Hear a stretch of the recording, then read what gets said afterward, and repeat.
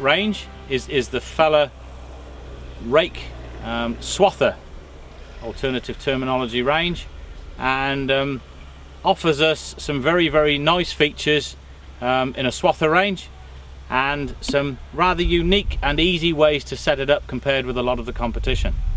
I'll just do a very brief walk round of the machine in a second and just illustrate some of those to you, but I'll start first where we start most of the time, with the tractor headstock.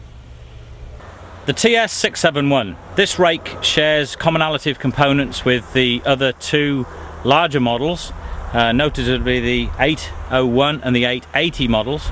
Componentry is very similar, and features are very similar. Really, it's only really in the operating width that the machines actually change. So I'll just run through very quickly the details of this machine, which is the TS671. As you can see here, conventional lower link hitch system with floating links for oscillating ground and contour following, and fairly conventional headstock arrangement. Very neat and simple folding jack arrangement, which sits up either side of the PTO shaft and merely folds straight down like so, and is locked in place with a linchpin. From this point, the linkage can be merely lowered and drop straight onto the jack. Very simple, very easy to use, and not too difficult to operate.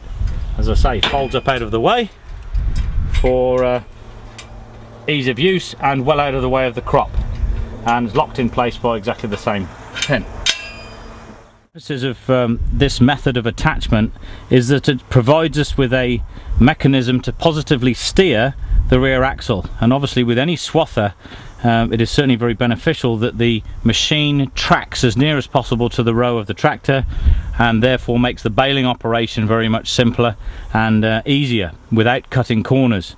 And it's this point here, as you can see, this A-frame and a king post here, which does the steering because it's attached to the lower links. And as you can see, this lever here, which is engaging in a socket here, this actually turns a shaft which steers the rear axle. So from this point onwards, the whole of the steering mechanism is totally hidden and sheltered from any damage, or it's totally protected from any impact damage from any foreign object or whatever. So this point here controls the steering system for the rear of the machine, and I'll come to the detail of the steering linkage itself in a second. To conclude the headstock area, we've got two ropes that are run from the tractor cab. This means that each alternate rotor arm can be lifted independently or locked up or whatever independently, and one single acting hydraulic hose which undertakes the lifting and lowering operation. This can be restricted at the rams, so irrespective of the flow of the tractor we can control the flow to the arms, and I'll just come through that later on in the talk. And obviously road lighting here as well. So this is the headstock and the front end of the machine. So the drive is taken by a conventional PTO shaft through this guarded shaft arrangement here to the gearbox. Very conventional setup there. And as I mentioned, the steering linkage or the rod which activates the steering linkage is carried through this box along the top of the machine and totally enclosed and protected. Just below here we have the swath guard. This automatically folds via a small linkage attached to one of the operating arms, so it's well clear of the ground when the machine's folded up. So to the centre of the heart of the machine. Here the very conventional right angle gearbox, which takes the drive, splits the drive equally between the two rotors, and protected by a guard here. But more importantly, as I mentioned, there's an adjuster on each of the rams to control each arm, and this adjuster screw is fitted here. This is an adjustable restrictor to restrict the flow of the oil both in and out of each ram. This ram will control the opposite arm and vice versa. Each ram is fitted with this restrictor, so we can control the flow of oil in and out of each arm. So depending on whether it's fitted to a high flow modern tractor or an older tractor, we can restrict the flow. And a lot of damage has been done where this restrictor has not been set up properly when the machine's installed. So please ensure that this screw and lock nut are adjusted properly so that the arms can be lifted and lowered in a controlled manner without causing any jerkiness and subsequent damage. This is a very, very important area. Two ropes leading back from the tractor cab, red one and a black one, basically left and right, and each of those ropes very, very simply is attached to the lock plate. And you can see here, adjacent to the rams, very similar to the arrangement on the mowers, this performs a double function in that in this position it forms the transport lock when the arms are folded vertically, but it also performs the half lift lock so that when the operator lifts the machine or lifts the rotors up in work, they will come up to a preset position and not up to fold. And to enable the machine to fold, we would pull the rope again. So again, a very, very simple lock arrangement, but it means that we can lift and lower each side totally independently. We've looked at the drive system and how the machine's attached to the tractor. Now we'll go through to the actual raking or rotor elements and how they perform their job.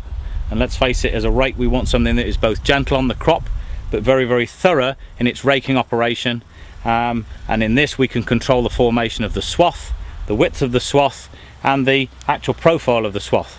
So I'll go through these rotor heads in a little bit of detail now. Drive, again a relatively conventional arrangement. The drive is taken into the rotor head fitted here, but I think it's very important to note how the rotor head is actually mounted to the arm. As we can see here, we've got a very simple bracket or clevis arrangement, but important to note at the front it's fitted with a ball joint, as you can see there, so that can oscillate or swivel within that ball joint. At the rear we've got a floating thrust pad and block which enables the rotor or the rotor gearbox and in turn the rotor and the arms to oscillate fore and aft in this plane, purely because of this ball joint and this floating thrust pad at the back. Obviously the oscillation through the opposite axis, the X and then the Y axis, can be carried out simply because the machine can oscillate about this point here. So this enables the rotor to follow all ground undulations both in this axis and in this, and in that respect the thing is fully carried on the tricycle arrangement which is fitted underneath, and I'll just go through how that's set up in a second. In carrying the rotor itself, the tricycle has a dual function. It has to carry, as I said, the machine in an X-axis if you wish, and a Y-axis as well, and fully contour follow the ground to give the optimum raking operation and the cleanliness of sweeping of the crop. This is absolutely vital with any rake.